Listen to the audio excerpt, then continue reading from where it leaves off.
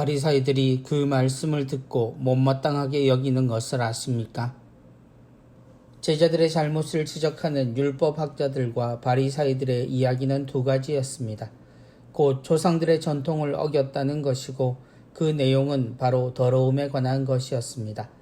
먹기 전 치러야 하는 정결례를 거치지 않은 제자들은 더러운 손으로 음식에 손을 대었습니다. 백성의 지도자들의 지적은 문제가 없었습니다. 사람들은 어릴 때부터 그렇게 배웠고 주의를 기울여 생활해야 하는 지금의 우리에게는 그 내용이 문제가 되기보다 옳다고 말해야 할 겁니다. 손을 씻고 음식을 먹어야 하는 것은 소위 상식이니까 말입니다. 그런데 예수님은 많은 사람들을 불러 그 대답을 대신하십니다. 너희는 듣고 깨달아라. 입으로 들어가는 것이 사람을 더럽히지 않는다.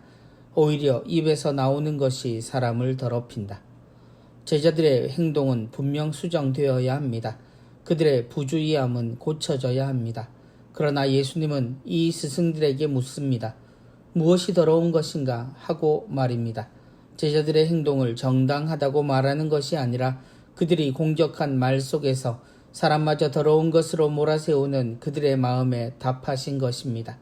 곧 손이 더럽다고 사람이 더러운 것은 아니다가 예수님의 답이었고 거기에 그런 것으로 사람을 평가하는 사람의 혀가 더 더러운 것이라는 지적을 하십니다. 그들의 말이 잘못이라고 하신 것이 아니라 그들의 마음이 비뚤어졌음을 지적하신 겁니다. 조상들의 전통은 분명 모두를 위한 것이지만 그것으로 사람을 죄인인 듯 더러운 듯 표현하고 대하는 것은 잘못이라는 것입니다. 예수님의 이 말씀은 그들의 분노를 일으켰을 겁니다. 예수님이 그들의 마음을 아시고 그에 대한 답을 주셨기 때문입니다.